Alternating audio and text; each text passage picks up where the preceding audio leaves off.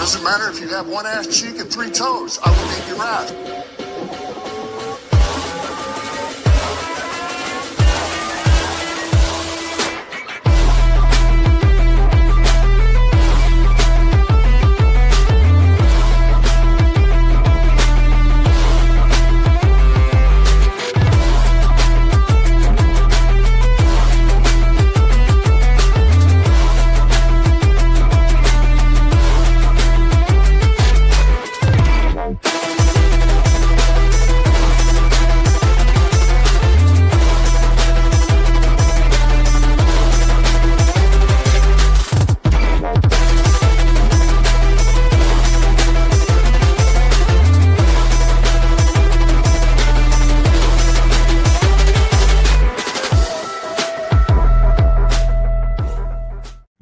Daiquiri presents the Die Laughing Comedy Show.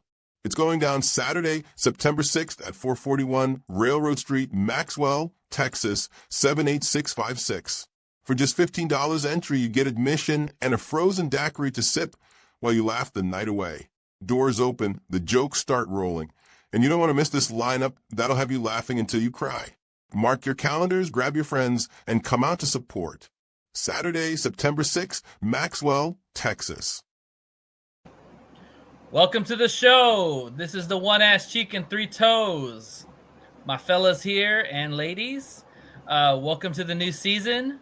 Game day is upon us. The first game is Thursday. Our game is Saturday. Liz, I believe your Texans play at 4 o'clock too, right? No, you're muted. I think they play at the same time. So yeah, we're excited. How y'all fellas feeling and ladies? Feeling good, man. Can't wait. Yeah, y'all amped up, ready to go? Yeah, man. It's about to be a good week of football in general. Sir. It was good college football week too. So yeah, a lot of great games. But the big game will be Thursday. So hope you all have your places to eat and get your food ready and all that, because it's going to be hopefully an okay game. We'll see. It's still football, right? We'll see, man. We'll see how I go. Nice. There you go.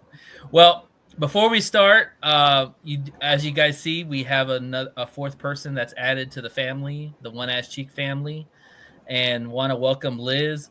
Liz will be our I know, right? our Liz will be our affiliate, our Texan affiliate, and she'll be talking about Texans for 10 to 15 minutes, giving us the insight on what's going on in Houston. We're glad to have her. She's also going to be helping us get the podcast out there. So we're really grateful to have you, and thank you for everything you've done. And welcome to the family. And just give a couple of words before we give you your segment. Oh, can't hear you. Yeah, muted. Can't hear you. No. Say something. No voice is coming through.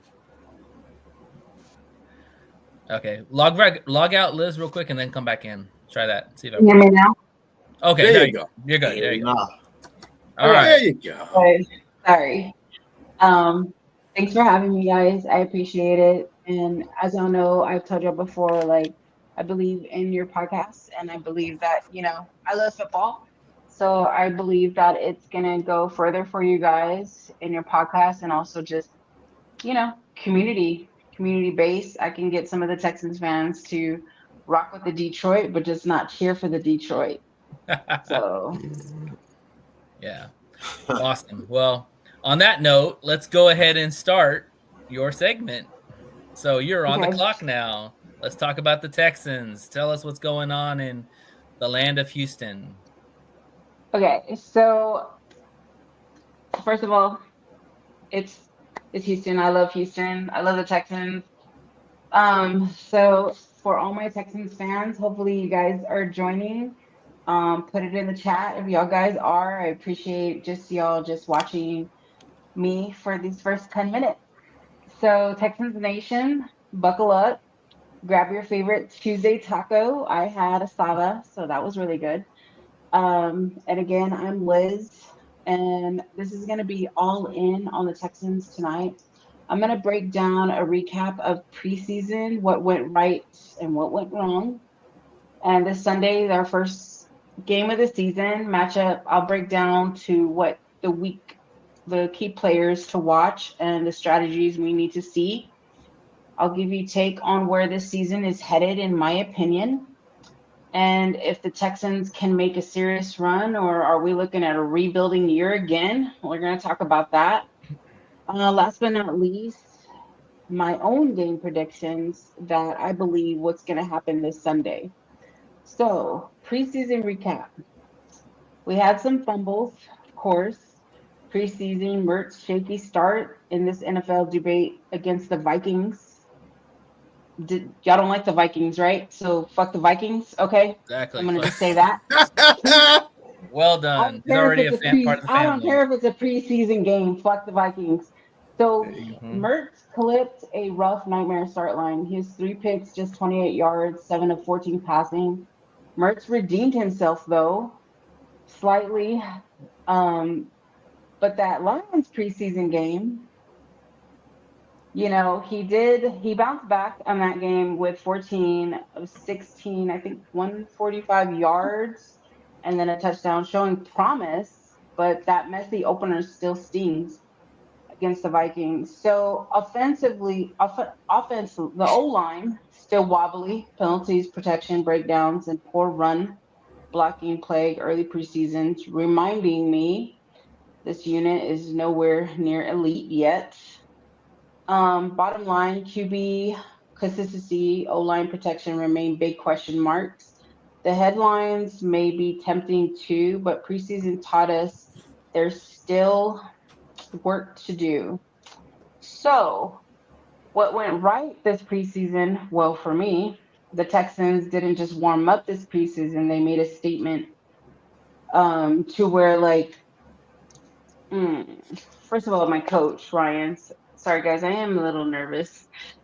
All right. You're So good. All right. Ryan's has the squad looking really good, even if it's just second and third stream. He kept it calm. He kept it cool, and the offense, the O lines for me, it's still questionable, even for this first game this Sunday.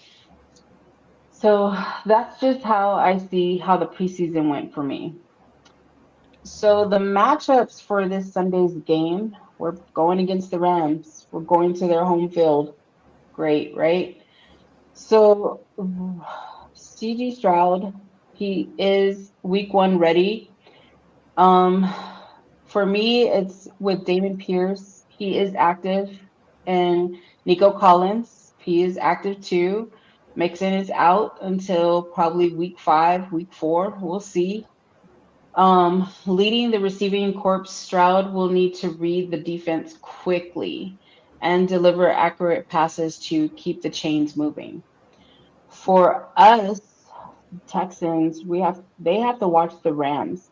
That Stafford boy, that QB, like he's a veteran. Yeah, he is the centerpiece of Los Angeles offense. Yeah, but I think for us to win it, we just have to watch the connection between I don't know this guy's name, Nakua, or something like that. Nakua. And Nakua. yeah, Puka Nakua. Nakua. Okay, and then also Williams, I believe, both whom can hurt the Texans in multiple ways. So the trenches of the Texans of O line versus the Rams defense, I just feel like they just got to protect Stroud at all costs. And opening lanes for Pierce will be critical. Defensively, Houston must pressure Stafford. I believe we can.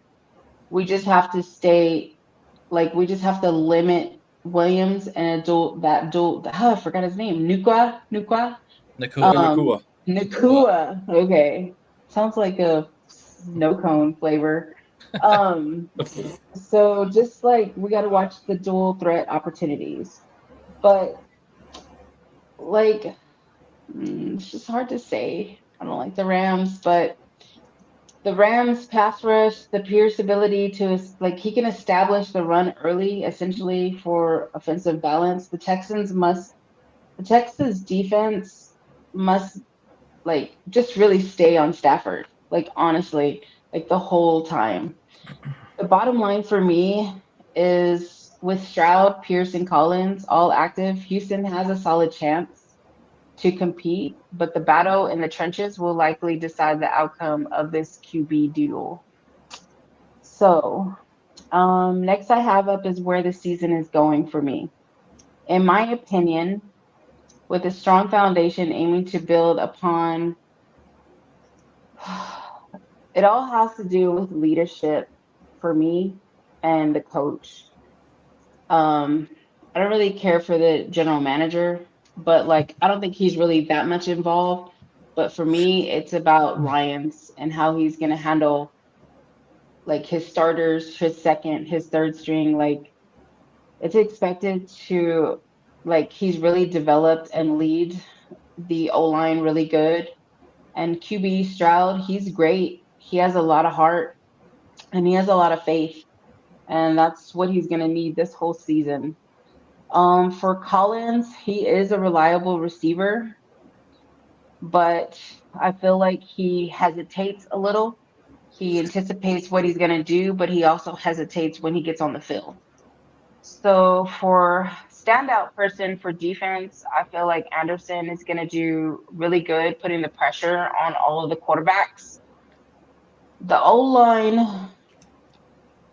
I don't know. I can't make a comment on that, to be honest. Defense, defense for me, we are packed. We're ready. We're able to handle it. The performance, like it's significant. I was always in love with JJ Watt, but these ain't JJ Watt days anymore. So we have to really just for the defense, just really anticipate and hit hard. Like that's honestly all I can say.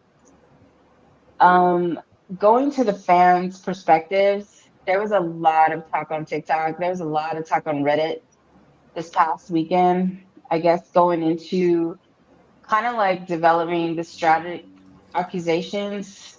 It was just a lot for them to kind of say like, I don't know if the Texans have it this year. We might be a rebuilding team again.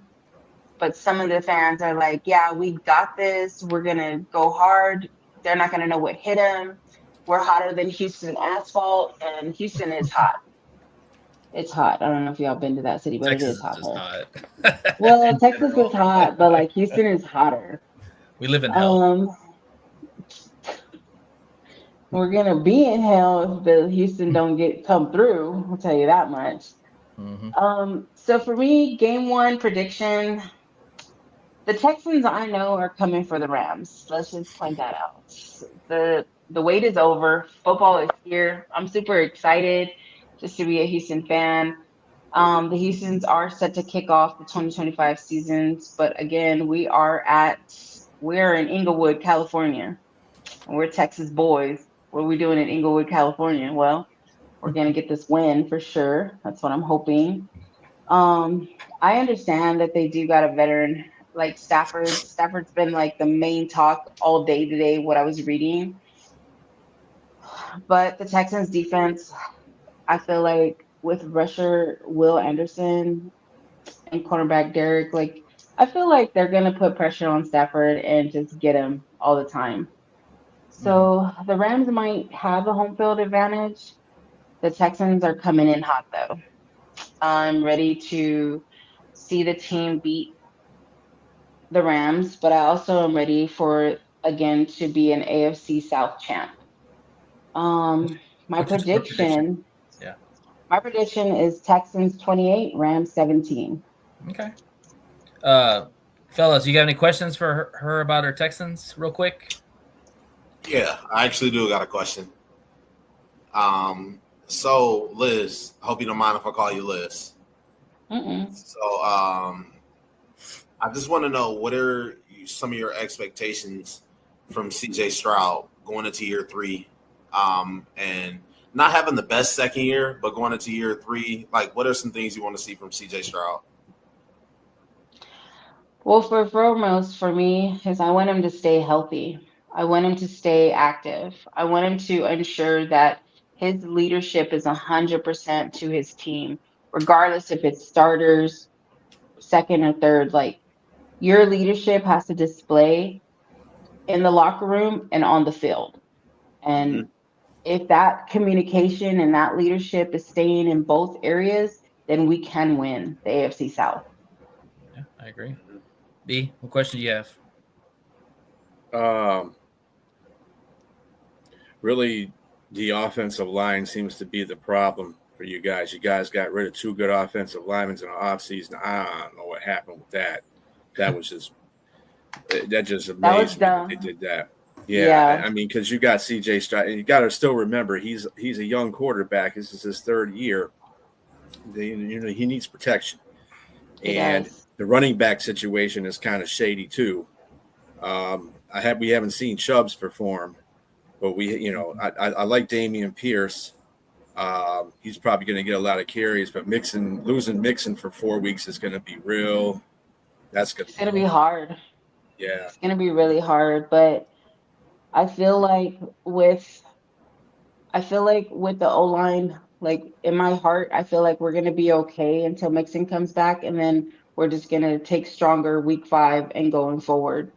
But for the time being, they just need to carry the weight. I mean, they get paid to do this shit. So carry the weight, carry your team, and let's get a win. At the end of the day, like that's what it is. Liz, tell me how good Derek Stingley can be this year. I know he got that massive contract, and he's now talked about amongst one of the best cornerbacks in the NFL.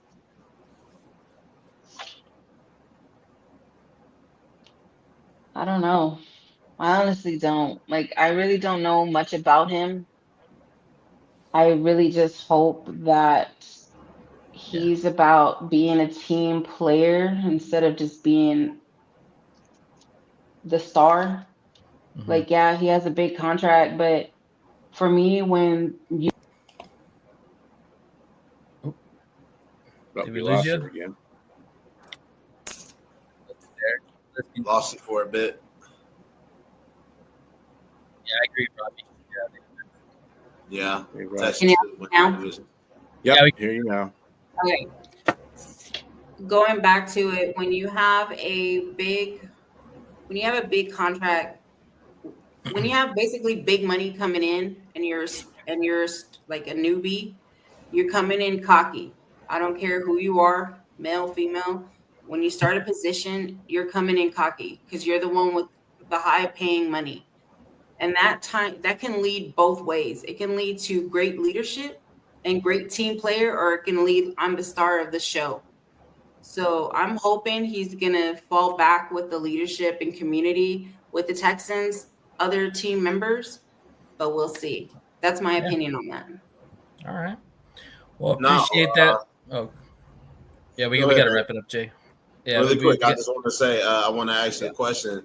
With the subtraction of Tank Dell and Stephon Diggs, how do you think that'll impact your offense? It's going to impact a lot, Jay. Mm-hmm. It's going to really impact. Like Tank Dell, he's Tank. Mm-hmm. Like he's everything to me. Like I love him. So and I just don't want it to be a rebuilding year because of what's going on. But I do feel like key players can step it up and really bring the win.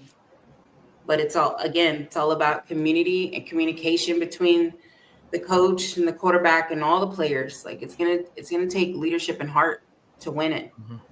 Absolutely. And not get discouraged. And Ryan's is a good coach. He's not going to let that. He's like Dan Campbell. He's not going to let that team falter or give up. So we'll see. So the Rams on Sunday. Thank you, Liz. Thank you, Liz. You'll be here next Tuesday, giving us your update on what happened with the Rams and your preview for the next game.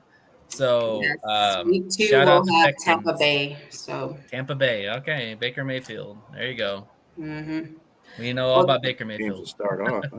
Yeah, tough all right, schedule. Well, thanks for having me, guys. I appreciate it. Yeah, appreciate it. Thank you. Thank you. All right. So now, guys, we are now transitioning to the Lions. Jay popped in and out. So now we are on to Green Bay. We're talking about the Lions now. So we got a bunch of people here. We even got a brave Packer fan that decided to join us. That's going to take all the heat that's coming at him. So let's bring him on, B. All right. First, we'll bring on JB. He's the veteran here. What up, What's up, JB? What's up? JB, tell him where you're from, JB. Well, I am from my channel, which is Kneecap Biting with the Motor City Lions. I also write about the Lions on the Motor City Tribune, which is owned by the South Florida Tribune. I also am on the Huddle Sports Network, along with that guy that's the Packer fan from Ken and Ken in the Morning. He's back here laughing. All right. Then we're going to bring We affectionately call him Kitty Ken. Oh. And we're bringing Austin to the stage. Austin, tell him where you're from, brother. What's going on, guys? So I am I'm a frequent guest on JB's channel. I also have my own channel. It's called Hacked In Fantasy Sports Talk. It's a newer channel, getting it off the ground, just talking about fantasy football, the Lions, and just football in general. Thank you for coming. All right. Yeah, thank you for having me. The next guy is going to be we'll bring in Brandon here. Brandon, my guy. What up, Doe? What up, Doe? Hey. And Brandon, tell him a little bit about yourself. So I like to say I'm the one that gave B Striller the itch for getting on these podcasts. We used to have a show back in that radio show. Actually, it was a live radio show called Sports Talk Uncut through the Vent Radio Network out of Detroit. And I got him that itch, and he's been rolling ever since, man. You're the podfather, right. Huh? He definitely is. And I still come on every now and then, to share my love of the Lions. And I'm one of those Lions fans that keep it real. So I drink the Kool-Aid. I drink the Kool-Aid, but I take an antacid every now and then afterwards. Maybe sometimes together, right? All right. And next we have Uncle Rumble, who used to be a regular on this show, actually. Rumble, What's going on, fellas? What's up? And give him a little play about yourself there, Rumble.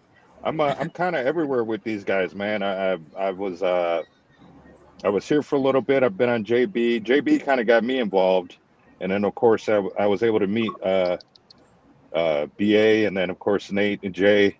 But yeah, man, I'm very passionate about the Lions, as we all are. But yeah, man, every year I just try to, rep my team. I was one of those when they were in eternity. I was still out there repping the Honolulu Blues. Remember those days. I am, man, I am faithful through and through, man. Right on. Welcome. All right. And last but not least, we have Ken, the Packer fan. What's up, Ken?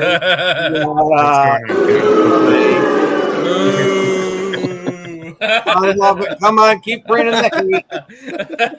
Hey, you're a brave soul. I'll give you that, man. You're a brave soul.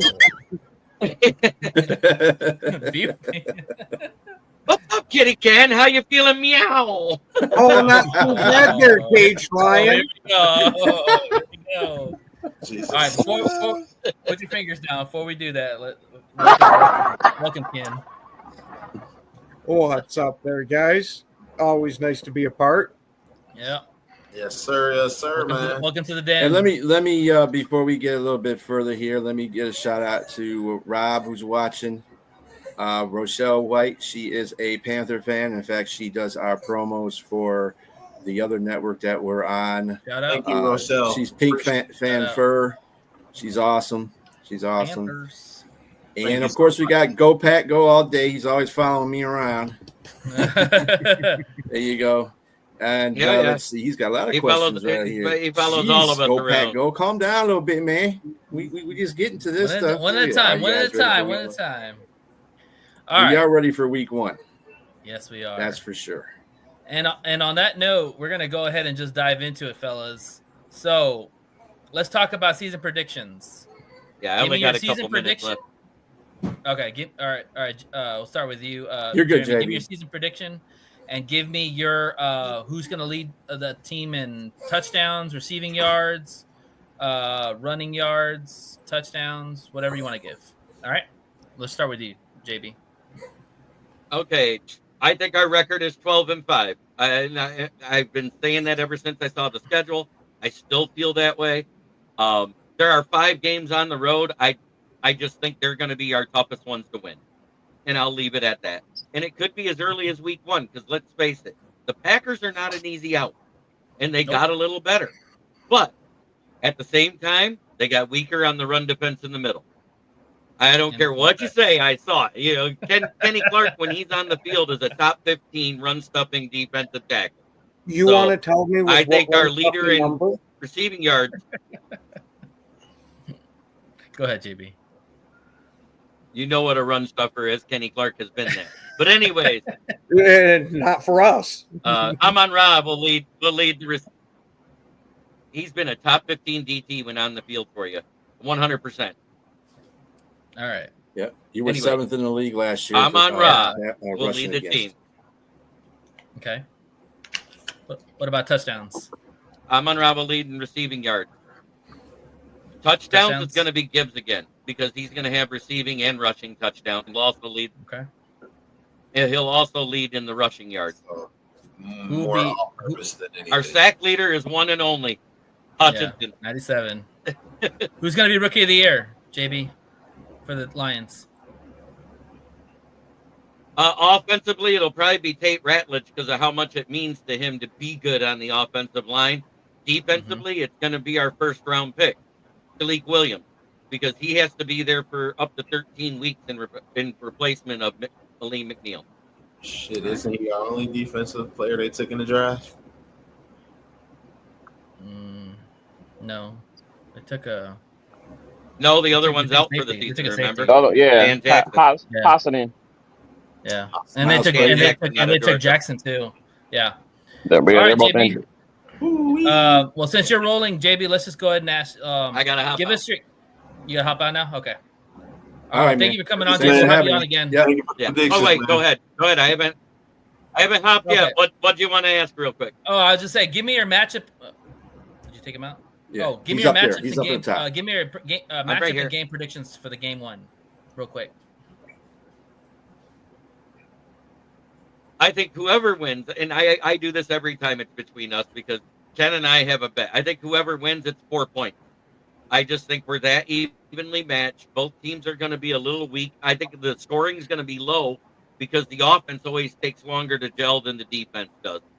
So I think the scoring's low, and I think it's going to be a 4-point win for whoever wins it. I want it to be our Lions, so I'm going to say 21-17. I like it. All right. Well, if you have anything else, have a great day, JB, everybody. you're good to go. Take care. You too, JB. Thanks for coming on, brother. All right, we're going to start at the top. Brandon, talk to us. Talk to us about your season predictions and give us your stat leaders. So season predictions as far as records, I stopped doing that years ago when it comes to the Lions because, and I'll tell you why. And it's they'll always win the ones they should. I mean, lose the ones they shouldn't, and wins the ones they shouldn't as well. So that's why like, a lot of people are worried about the gauntlet on the road. But the Lions historically, since they've been, getting better, of course, have taken out teams that people thought we should lose to. So I'm thinking we get our revenge on Baltimore this year. I think we're going to probably go 4-2 in the division. That's as far as I'm going to go as far as the predicting the record, though. I do think we'll be a playoff team. I'm not as headstrong to say we're definitely going to win the division because people forget Minnesota, with all their what they were lacking last year, still won 14 games as well. So I don't put the Packers and the Bears on the Lions and the Vikings level at this point, just because we have to see it. Like, it takes time to gel. Micah Parsons is one player. I can see how he can help their pass defense, but they've gotten worse in the rushing defense. So their teams are going to be able to run it on them unless some young guys took the leap and step up or whatever. So I got to see it before I can, just give it to them on paper. As far as stats are concerned, I think J-Mo leads us in yardage as far as receiving yardage this year. Wow. I think he leads in receiving yardage. However, I think Amon-Ra will still have the receptions and the touchdowns, because when we get down in close, he's too shifty to not get open. And, J-Mo's speed is kind of taken away from him when they get inside the 20s. Rushing, of course, is going to be Gibbs as far as yards are concerned. Now, if Montgomery stays healthy, then it's a toss-up for touchdowns, because when we get inside the 5, they typically put Montgomery in there. So we'll see what happens. I don't know if last year Gibbs gained more trust of them to be able to keep him in those power back moments, being that he had to carry the load on his own. So that remains to be seen. I do think he's going to be more active in the passing game than he's ever been. So I think he's going to have like one of those Marshall Faulk type years, similar to what he did last year, with less opportunities, honestly, because we got a lot of weapons everywhere, man. So those are my stash predictions. I think that Hutchinson for sure will lead the team in sacks. It's inevitable. And I think Marcus Davenport plays over 4 games. Are you maxing him out in 4 games, or are you saying just for sure over 4? I'm for sure over 4. Okay. I'm not maxing them out. I'm just Okay. Bold take. I like that. All right. Appreciate it, Brandon. We'll go to Austin. Austin, give us your prediction and your stat leaders. All right. Can I actually? Can you skip me for just a quick second? I gotta go help my wife or something. I'll be right back. Ken, give us your prediction and stat leaders for your team. Okay. For receiving, I'm gonna say that this is gonna be the Tucker Kraft coming out party, and he ends up leading the team in receiving yards. Wow. Golden, I'm expecting to lead the actual wide receivers in yards and touchdowns, but as a whole unit, I'm going to say that we're going to do the right thing and funnel it through Tucker Kraft, because he's shown the past couple of years this guy creates a spark when he's out on the field. Now let's keep feeding that a little more. Defensive-wise, I think that adding Micah Parsons is obviously going to help in the sacks, but not just from the sacks that he's going to get, the amount of sacks that it's going to get for Rashawn Gary, because Gary will no longer be double and triple teamed. He'll be having a lot more one-on-ones, which Gary generally wins those one-on-ones. And the part of the run defense taking a massive hit, Kenny Clark wasn't known too much as a run defender in Green Bay. He was a great pass rushing defensive tackle for us. And last year, he had a bit of a down year, but that's because we pulled him out of the nose, which I think the nose is the perfect spot for him. He eats double blocks well to where he can maintain for you. He's just not going to be the guy getting the tackle behind the line of scrimmage most of the time in run sets. He's setting it up for other people. And I'm going to hope that Stackhouse can fill that, because he was brought in to replace TJ Slayton, but you got to see how that goes whenever you got a player replacing anybody. All right. What about your prediction for the season? Oh, I'm going to say Green Bay, Minnesota, and Detroit finish above 10. Whoever wins will get the division with 13. And I wouldn't be a Packers fan if I didn't go for my own team. So I'm saying we're winning the division. All right. Fair. All right. Well, thanks, man. Austin, you ready? Yes, I am. Sorry about that. All right. No problem. Give us your season predictions and your stat leaders for the team. Yeah. So season predictions. I have us going 13-4 with win-loss, and going 4-2 in the division. Okay. I think we're going to split with the Packers and the Vikings, and we'll sweep the Bears. Stat leaders, I've got I can see where J-Mo could lead our team in receiving yards, but I still think that's Amon-Ra's territory. So I think he leads in receptions, touchdowns, and yardage. It'd be very close with J-Mo though. Rushing, obviously, I got Gibbs, and what else is there? I think even between Kirby or Brian Branch, they will either split or like tie each other for interceptions, or it might be a slight advantage to Kirby for me. Okay. All right. Jay, you're on the spot, man. What you got? So, my win projection for the Lions, I got them going 11-6. I think Vegas is at 10.5 right now for the Lions, and I think it's only 3 teams, which would be Buffalo, Baltimore, and Kansas City, who are at 11-5, and those are like legit Super Bowl contenders, like established teams with no departures of coaches or any really big players like the Lions had. I do think the Lions still have a top 5 roster, and I think the Lions will be able to win 11 games. That's just right now from when I know. This is, before they make any trades or anything. So I think the Lions could go 11-6, maybe 12-5. I think it's going to be a dogfight in the division. I think a lot of people are underestimating how the Bears may sneak up on people. And Minnesota, I'm not really too worried about Minnesota. It's really Green Bay and Chicago are the 2 teams that I'm looking at that's like, they could probably pose a threat. And so 11-6 for me. I think Gibbs is going to be the leading rusher, leading touchdowns. The whole team out of Sam Laporta, J-Mo. I'm on the route. I think it'll be Gibbs. A lot of people are really thinking it's going to be Montgomery getting a lot of carries. Gibbs is going to get a hell of a lot more carries this year because he was underutilized last season, and they're going to use him to his full potential. And that's what teams need to be worried about, Jahmyr Gibbs. So I'm on route. I think he's going to always be that consistent 100-catch guy, maybe 11, 1,200 yards, 6, 7 touchdowns. But I think Gibbs is really going to be the playmaker of this offense. Like, he's going to be that superstar that everybody rants and raves about. Defense? Sack leader, obviously Aiden Hutchinson. That's why he's going to get a big contract in the offseason. It's going to be Aiden Hutchinson. But the guy that you need to look out for, Jack Campbell. Jack Campbell is taking over that. Love it. I think Jack Campbell, Captain Jack. This is Captain Jack. His make or break year.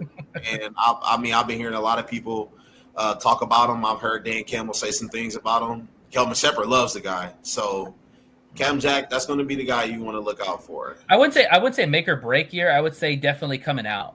Because like last year was his coming out party, and I think is going to get better. Really quick, you want to know the reason why I say this is going to be his make or break year? Because this is his 3rd year, right? Now, if he has a good season this season, they're going to be talking about contract extensions and very soon too. And, he's going to get thrown in the mix with Sam Laporta, Jahmyr Gibbs, Brian Branzo. Who do we pay? So, Captain Jack, if you want that money, show it. I think he's going to show it this year. Good stuff. Rumble, you're on the clock. What you got? I think my prediction is 12-5. I'm with JB on that, and I'm also with Brandon as far as J-Mo. I feel like it's going to be a J-Mo coming out party. He's gotten stronger. All the coaches have been just raving about his commitment to the team, his maturity. So I believe teams are going to be ready for him. And again, you got the rookie Tesla. So you're going to have to guard these guys. And if you play him man, you're going to get torched. So you cannot – I trust J-Mo with a 50-50 ball over anybody else in the league, man. I don't think there's any cornerback out there 50-50 with his speed. Good luck. Yeah, I agree on that. So I like him, and I kind of favor with everyone else. I think Jahmyr is just a freaking – he's just an incredible back for the league. He's already getting talks with, Saquon Barkley and the top tier guys. So I think he's going to have a great year too. Again, you guys made great points. He was underutilized. And we know this offense is going to want to do everything in their power to make us forget the name Ben Johnson. So I expect him to have a hell of his route tree should be good. I expect him to have a hell of a season. And on defense, I'm going to go with Terry and Arnold. I think that Let's go. I think that kid is primed with the addition of obviously DJ Reed. The coaches talked about that too. I think the kid is, most penalized last year, so they say, but also one of the premier guys. Our coaches, I don't want to use the word toss our rookies to the fire, but they give them those A1 reps out the gate. You know, we can remember Brian Branch picking off, you know, Pat Mahomes MVP right out the gate. So I look forward to seeing what TA can do this year. I know there's going to be a lot on his plate, especially with, you know, every receiver in the league. You know, everybody's trying to one up the line. So I think TA is going to be that dog this year. Obviously, I love our secondary and our linebackers. I mean, what else can you say? I think the only question I have is the road games that we have.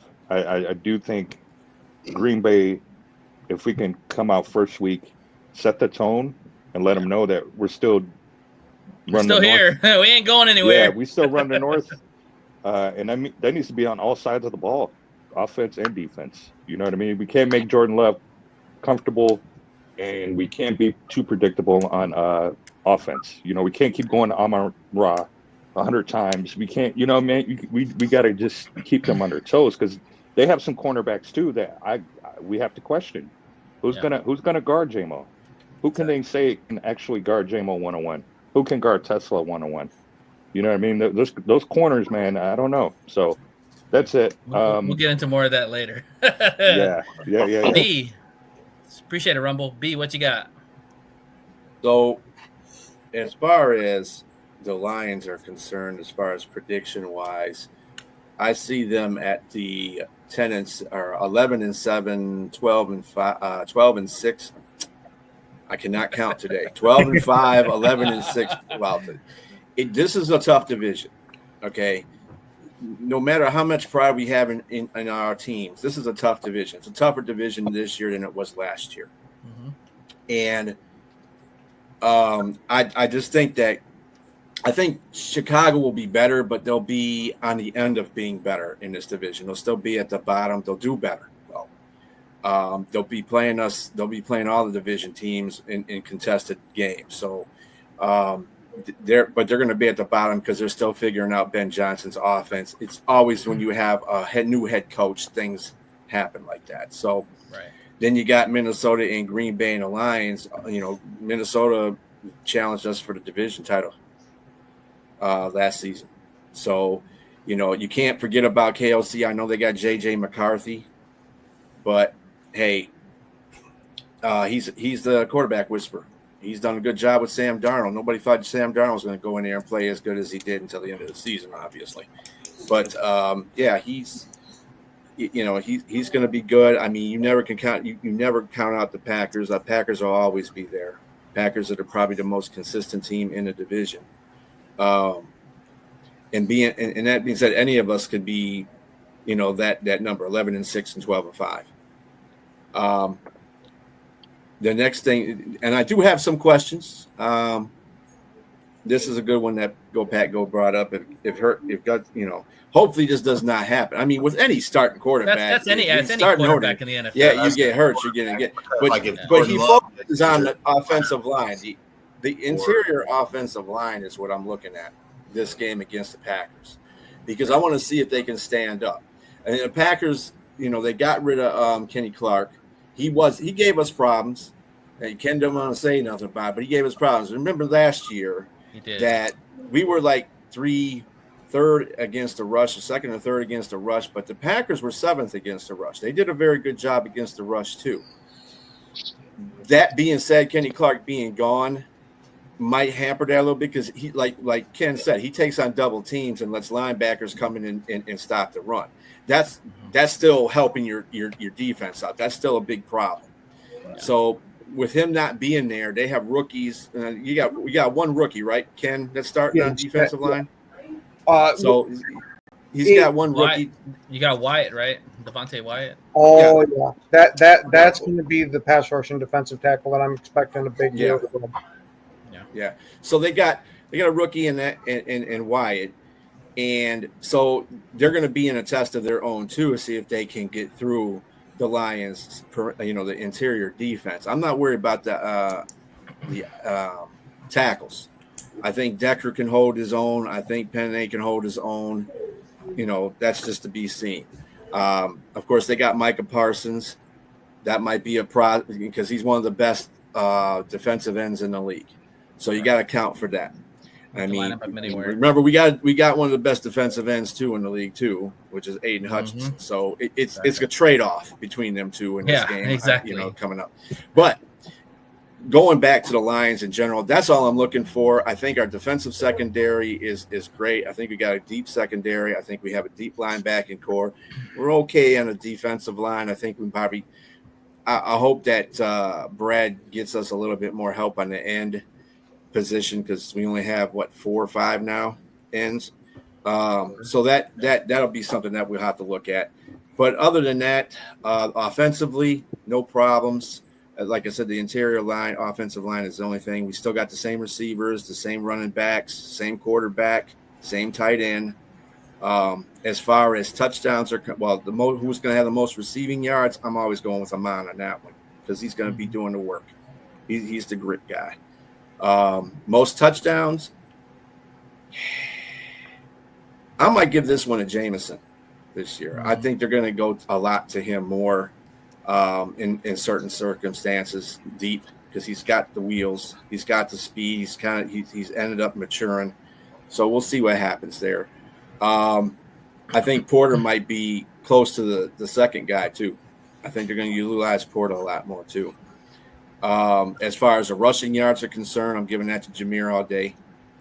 Rushing touchdowns, I'm still having to go with Jameer. I know, Montgomery is coming back, and he's a guy usually used on goal line stands and hard third downs now.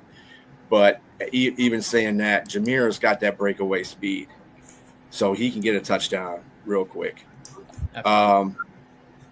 I think that in a division, we should be. I kind of like the way Brandon Austin broke that down. 4-2 in the division sounds about right. I think that we'll lose one game to Green Bay and one to Minnesota. I think that we'll sweep Chicago because it's Ben Johnson. We're going to have itching our pants for that one. And the on the road schedule is hard too. I'm not gonna. I got Baltimore as a loss, because until you beat Baltimore in Baltimore, I can't give you that. They didn't do us any favors on the road, that's for sure. After we went undefeated, that's for damn sure. Absolutely. I feel more confident of them going into Kansas City than I do them going to Baltimore by a long shot. Yeah. I don't understand how the team who didn't win the Super Bowl has the hardest record in the. That's what I'm saying, man. That makes no fucking sense. Makes no fucking sense, man. They're helping the road teams sell out their stadiums, because we're one of the top traveling teams, man. We go to every road game, so they're helping them get their dollars up, man. It's all about revenue, man. Based off of their record. But to be fair, Brandon, the Sheagles always get an easy schedule. If you always look at their schedule, they maybe have like a couple of games where it's like competitive. Again, you got to look at it like this, though, from the Eagles' perspective. Maybe it's easy because they win those games. Oh, and they play in the sorry-ass division, too. Well, I mean, regardless, New England won a lot of Super Bowls, and they play in the sorry division, but you got to play outside the division, too. I agree. So, I guarantee you, I feel that the loss against Baltimore is more than I can see against Philadelphia or Kansas City. I think we can go into Philadelphia and beat them. More so than I think we can go into Baltimore and beat them. Yeah, I don't know. Is there something with Baltimore and the Lions? They have never played. I've never seen Baltimore's always got us somewhere. I've never seen a a 66-yard field goal in our house and blowing us out 2 games that I've seen them playing M&T Bank Stadium. It's because it's Lamar. Lamar is a unicorn. And the Lions, there's no game planning for him. There's no game planning for that guy. Exactly, and teams. We struggle against teams where the quarterback run. Like, look at this. Chicago close games. When they had Justin Fields, that's the closest they played us in years, because we couldn't stop Fields on the ground. We couldn't stop Fields. Yeah. And they had nothing else but Fields. That was all it was. Shoot, when Seattle beat us, they beat us because Geno was using his legs. When Geno tried to use his arm, we beat them. And also our cornerbacks were horrible at that time. Yeah. If you remember, who was it? Kendall Vildor, or was it Cam Sutton? Burned by DJ Moore, and he threw that pass. And really, the only way to coaching is effervescent too. You talk about the Seattle game. Guess who they didn't have in that Seattle game? Pete Carroll. I knew we were winning that game because Pete Carroll is that coach. And He is.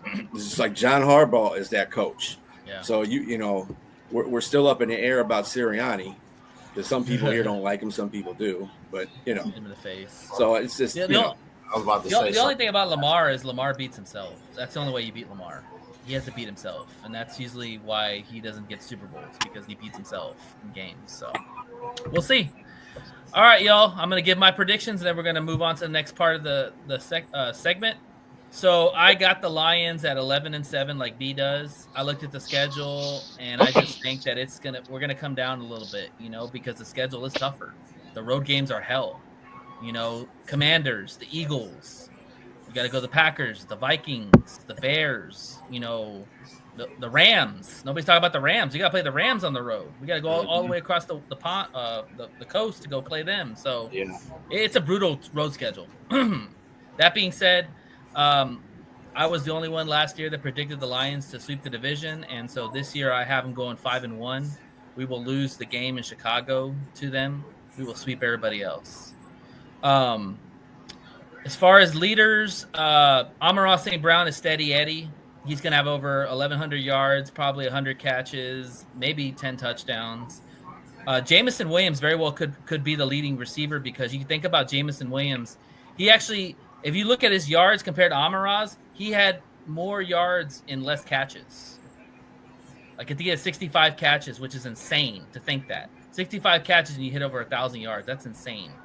So that's not you're not wrong with thinking that Williams could be the leader. I still think it's going to be Amon-Ra. J-Mo will have touchdowns, leading touchdowns. Gibbs will be all over the place. Ben Johnson is gone. I don't think Ben Johnson really cared for Gibbs, in my opinion. So I think that now that Ben is gone, it's like, hey, we're free. So Gibby's going to be all over the place. He's going to be a nightmare. Defensively, Aiden's going to be the man. Hopefully he has over 15 sacks. I think he could have at least 15 easily, maybe even 17 or 18. But I think at least have 15. And my leading interception guy is going to be BB. I think BB's going to have a bounce back year. I mean, he kind of was a little tough at times with those personal fouls and all that stuff, and I think he has a bounce back year. I really do. And it's contract time too. He wants to get paid too. So, he's going to, exactly, Rumble. Show me the money. But yeah, that's pretty much. You ain't talking, John. Ken, I got a question to ask you. Do you claim him as a Packer fan? Oh, John Dorn, absolutely. That's my buddy right there. John Dorn. You gotta love somebody that antagonizes. John Dorn. It makes really no sense of what he says. Logic whatsoever. Like, his mind is like pudding, bruh. Like, it's crazy. It's like these comments that he puts on there. Same old John, same old Dorn. I'm gonna say. All right. Hold on, right. y'all go skate past his mind. It's like pudding like that. Yeah, man, his mind is literally like the Like Bill pudding. Man, all right. It's not edible though. All right. Y'all making me hungry. Y'all making me hungry talking about pudding. All right, let's stop. I haven't had dinner yet, so let's go.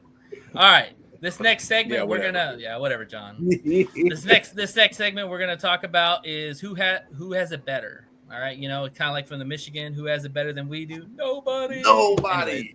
All right. Okay. Well, we're gonna do it. We're gonna do it this way. We're gonna take each positions and we're gonna say who has it better. So either the Ken has it or we have it. So I'm gonna start with quarterback. Who has it better? Right now, I'm gonna say Jared Goff, and I know Packer fans will say, well, Jordan Love did this.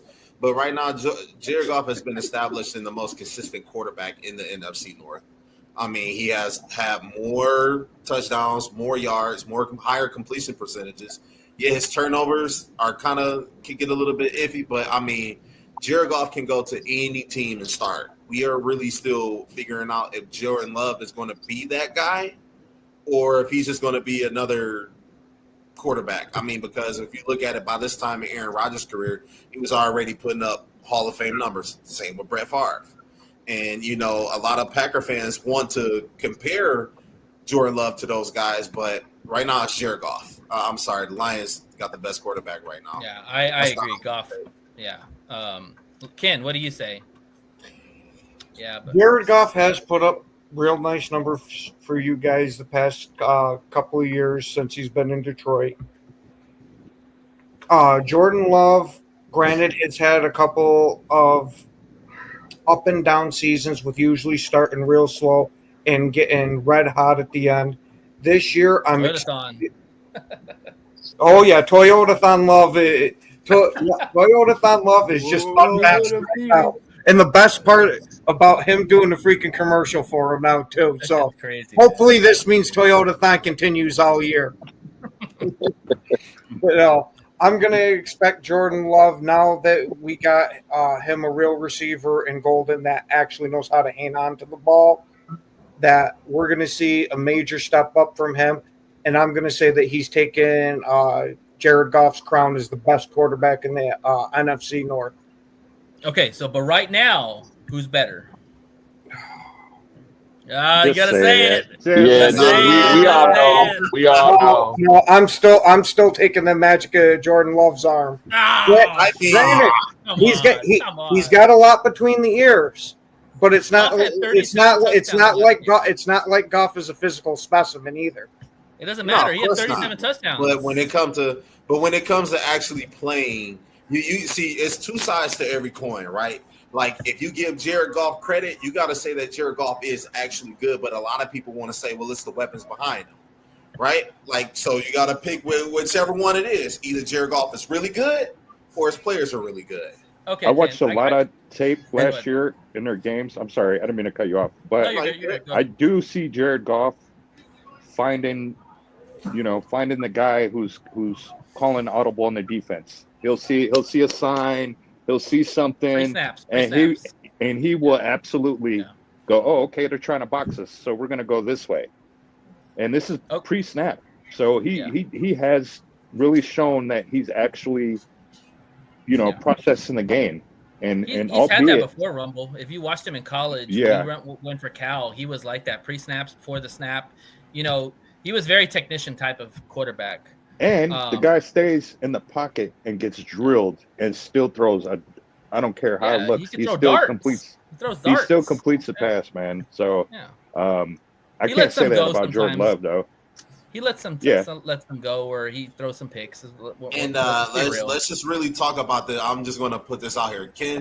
Jared Goff had a 72.4, essentially a 73% completion rate last season. That's damn good. It was the reason why he finished in the top 5 for a non-mobile quarterback. For a non-mobile quarterback, so that plays along with being a general at the line of scrimmage, being able to call audible, see certain coverages. This guy's just thrown at you. And Jared Goff, he went even a perfect 18 for 18 against Seattle, if you remember. Yeah, went a perfect 18 for 18 against Seattle. That's big time. On that note, Jay, let me ask Ken this question. Okay, Ken. Who's a better pure thrower, Jordan Love or Jared Goff? Jordan Love. Pure thrower? All right. Pure thrower? We're done. We're not talking between the ears. That's where in the pocket. Jared Goff is a better pure thrower than Jordan Love is. You're trying to tell me he's got better arm talent? No, I think Jordan Love throws a better ball, like it spirals. Thank you. But in the pocket, Jared Goff's a better thrower than Jordan Love is. Yeah. So the question, Jared Goff's more accurate. That's easy. He's much more accurate. He puts the ball in the right spot 9 times out of 10. And if you go by the completion percentage, 7.3 times out of 10, he's putting the ball in the right spot. Jordan Love will overshoot or undershoot his guys more often than Jared Goff will. He's got more arm talent. He's got more arm talent. Yeah, and now he has I think Love has the bigger arm for sure. Yeah. But here's the thing also, Goff gets the ball out faster than Love. He holds it more than Goff does. Goff processes plays faster than than Jordan Love does. Now it's hairs, you know what I'm saying, here, pieces of a second faster, but that's all you need in the NFL. A guy needs half a second to be able to get a pick on you. Yep. So I think Jordan Love has a higher ceiling. I don't think he's there yet. That's kind of where I think the conversation. He should take that step forward this year. I do agree with Ken. Absolutely. He should be the quarterback in this division going forward. But let's move on. I don't think. Can I respond to this though? I don't think that Jordan Love is more of a scrambler. People like to say that he's not. They just bootleg him a lot. They bootleg him, so it's not like he's scrambling. He runs when he has to. He's scrambling behind the pocket to throw the ball. He's like a Russell Wilson type of scrambler. He's not running. Exactly. Right, exactly. Like Geno Smith, right? All right. Like he's not a scrambler. He's more mobile, meaning he can move around. He can move in his the pocket. run is second. It's not first. It's second. I think that's what Robbie's getting to. He's more mobile. Yeah. I don't expect Goff to go out there and say, "Oh, I don't have nobody open. Let me go run." That's not his first instinct. Yeah, but throw the ball away. No. Jordan Love will do that different. That's what we But need. be sure you're more mobile than Jared Goff. Let's be honest. We all right now. All right. I'm gonna wrap. That's true. We're gonna wrap this up. That's my quarterback, man. Great TO throwback. We're gonna wrap this up and say Goff is overloved. Moving on. Running backs. Okay, let's see what Ken says about this. Running backs. Who has the better running backs? Ken, we'll go with you first. Let's see what you got. You're going Gibbs to Jacobs. I'm giving it a push between those two. If you're going the entire room, unfortunately, I have to give it to Detroit. All right, that's easy. We all agree. That's Moving good. on. That's All right. That's fair. By the way, go Pack, go all day. And John, I'll get to your comments as well. I'm just throwing in Mad Yinzers in there because he doesn't have a hat in either one of these rings. So don't think I'm ignoring your comments. We're just getting past certain things. As long as you ain't trolling, we're not ignoring you. Okay. Yeah. Pass catchers. Ken, what do you say? We'll start with you for every time. You made a good point. Pass catchers. Well, we've got a major thing going here in Green Bay of guys not holding on to the ball. Jordan Love, why he has such a low completion percentage is he's hitting these guys dead in the hands and literally just dropping them. They dropped 11 touchdowns on him last year alone. That's why we went out and got Matthew Golden in the first round, something we haven't done in about 22, 23 years, something like that, to where I'm expecting Matthew Golden to be real good for us. But again, he is a rookie, and unfortunately, you got to give it to the experience with Amon-Ra there. And Dobbs is good, but he's one of those ones that'll make the spectacular catches, the super hard ones, and then the easy ones he'll just give right up. So I can't give it to Green Bay as much as I would love to. All right. That was an easy one too. And by the way, did Dorn give us a compliment? I saw it. Yeah. Pull that shit back It up. looked like What the heck, man? It looked like it. Let's frame that. No, shit. John is an antagonist, but he has his points sometimes. I was going to say, most of the time, John Jordan is saying shit just to screw with you. Let's put that on the huddle right there. Say John we need to put that on our wall. Compliments Lions. All right, let's move on. O-line. Ken, what you say? O-line, since you guys have a bunch of new guys in the middle of it. Well, not really a whole bunch. We just got two new guys. Well, not really. We got one. I was going to say your other guy is playing out of position. So I'm going to count that. But Green Bay also has a lot of movement on their offensive line too. They're both good lines, but I got to give them an incomplete. I got to give them an incomplete because we don't know what we got out of these lines fully because there's so much change in both lines. That one's a little push for me. I agree. I think they're pretty even. Can I ask him a question though? Who does he have on our line playing out of position? Glasgow. Yep. He's not playing. He was playing out of position. He was playing out of position the last 2 years. Glasgow was a center in Denver. Yeah. I know we had him, and when we had him previously, he played guard for us as well. But however, he's a center at Michigan. He was a center when he went to Denver, to the Denver Broncos. You're not going to start him over Frank Ragnow. He had to play guard. That's right. Frank was the reason why he didn't play. Yeah, in fact, I think they moved Graham Glasgow over to center when they drafted Frank Ragnow. And then that next year, he went to Denver. Because Frank just dominated. Frank was the shit. Yeah, I mean, it's Frank. I mean, let's look at him, Yeah. That's all of Famer right there. If Frank didn't retire, I would say the Lions have a slight edge over the Packers. Yeah, I agree. Because he retired, it's a push to me. Do y'all agree? I still give us the edge. First of all, let me ask you something. Everybody's offensive line in this division is different. Everybody's. Chicago's ain't the same. Minnesota's definitely ain't the same. No, you're right. Detroit's you're not right. the same, and Green Bay is The not Packers. the same. The Packers probably have the most consistent ones out of all three of ours. Yeah, pretty much. We pulled our guard and have moved him to center and brought in a high-priced free agent guard. Oh yeah, from the Niners, right? Yep. Banks. Oh yeah, I can't wait to see how the hell he's going to do with this line. Yes, Niners just giving away players. I still see us with the most, even with that being said, man, I see the Lions with the most continuity as far as where the players are comfortable playing.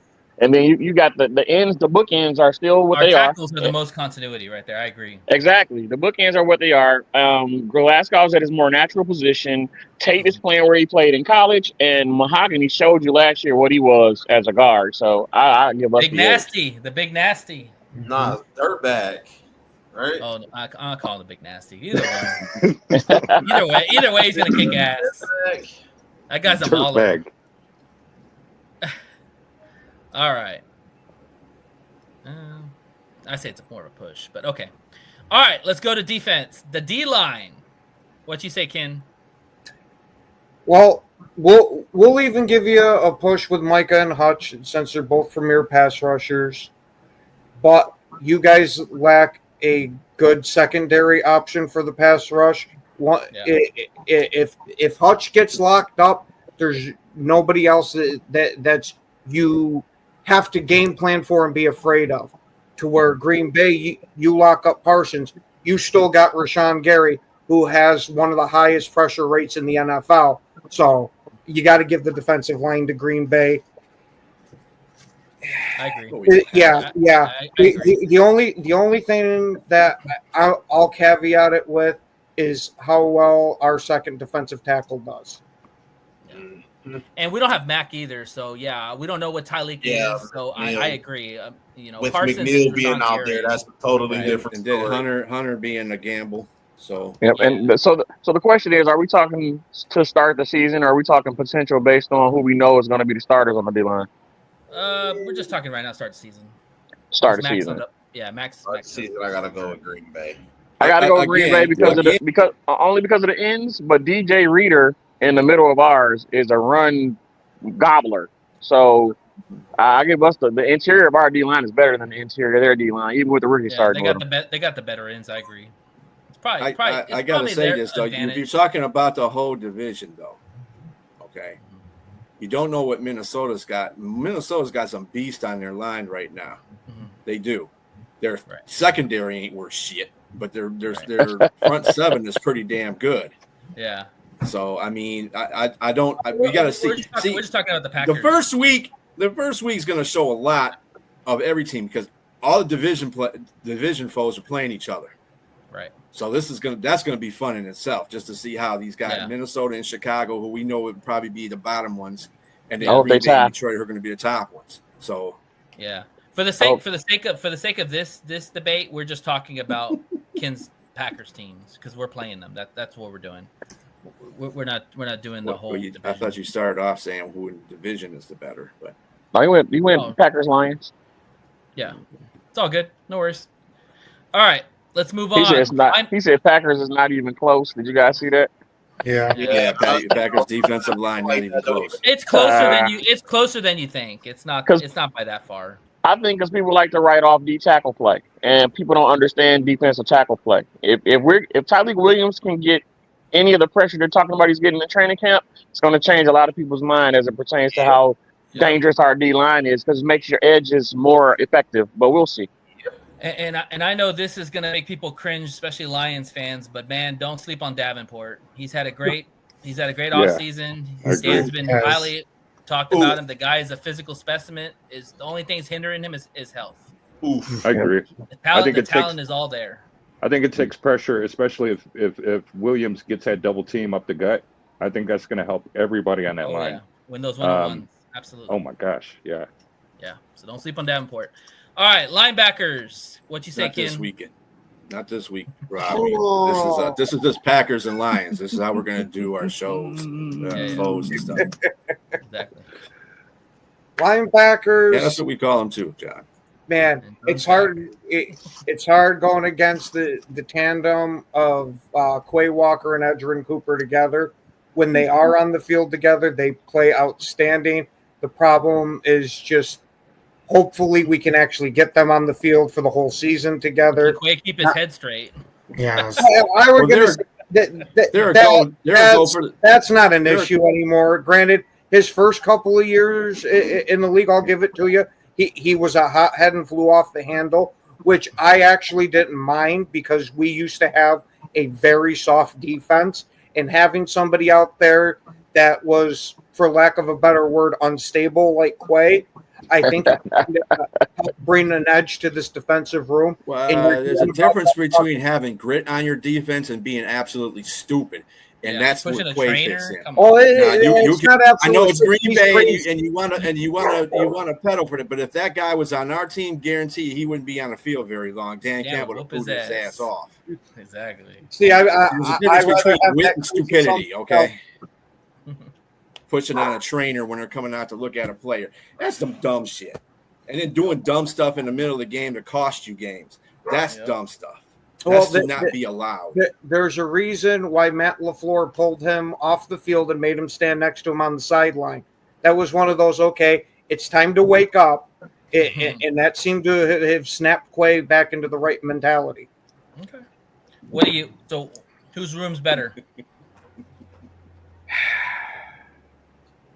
I don't know your guys' linebacking unit well enough to sit there and state it, because anything I say on your linebacker unit, because I don't know too much of them, is just going to be either me going homer or me trying to play nice because we're on the show together.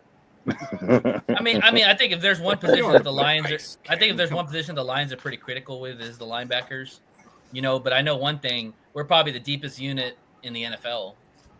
Like, we got 5 legit linebackers that could start a game and add Rodrigo later when he comes back.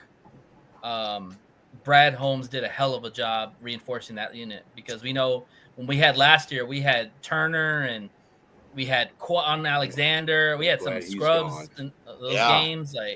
And that's exactly why I say I don't know your guys' linebacking unit well, because you've had so many people in and out of there. It's hard to keep track of them. Yeah. Well, actually, you guys got your initial starters are probably way better than ours. Yeah. But your overall unit, I think, would probably be a tie with our unit if you put them all together, because you do them 2 linebackers that you said are them boys can play.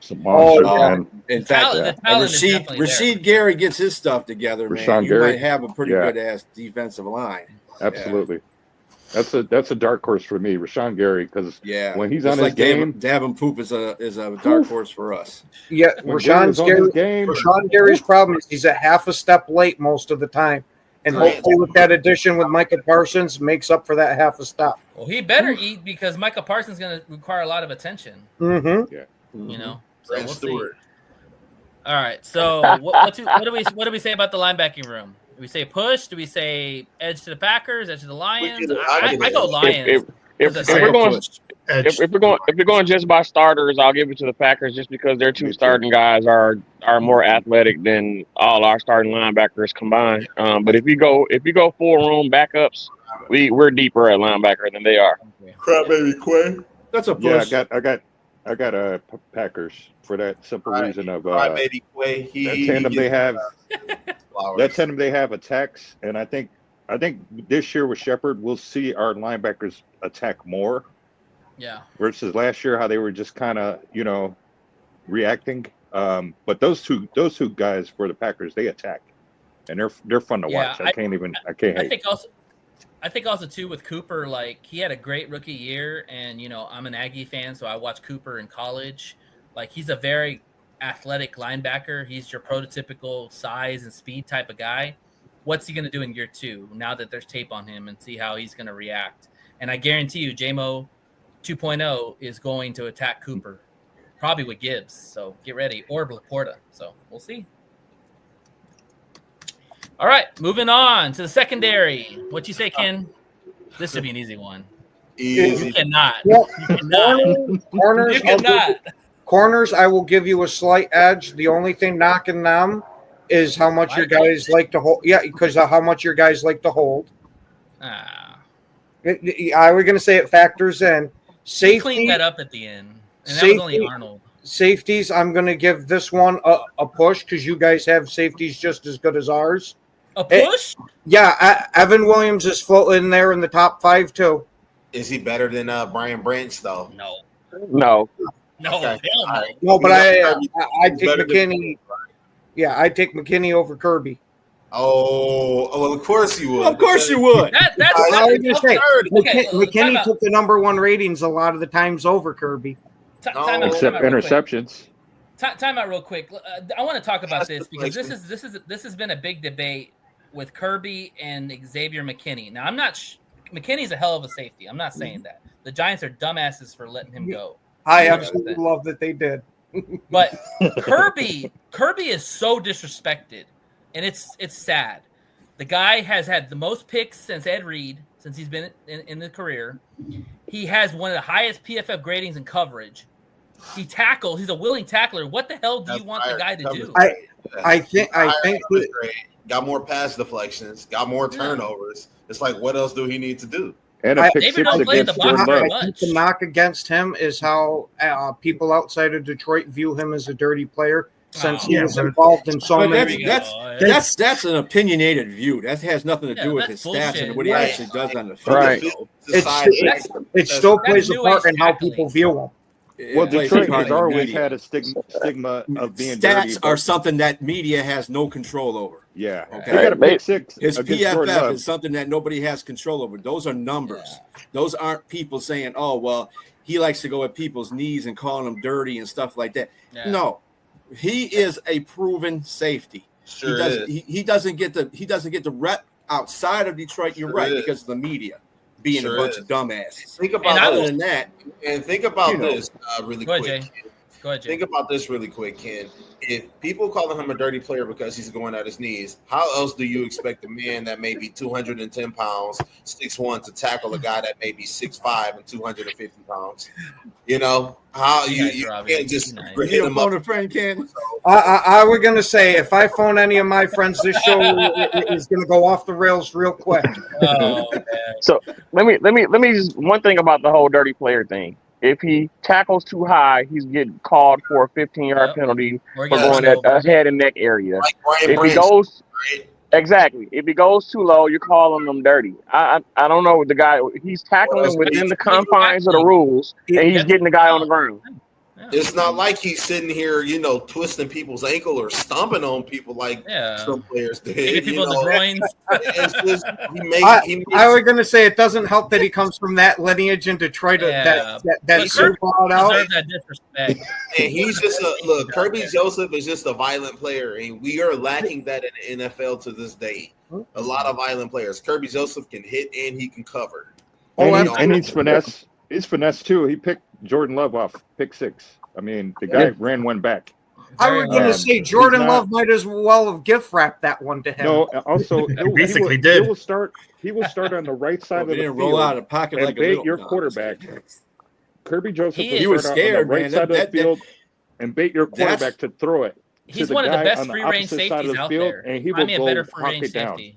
Yeah, exactly. He's Now, a Ken, bomb. that was the best example right there. Of Rumble, your you got it interior exactly right, bro. line, defensive line getting after your offense because that was the one who produced that interception.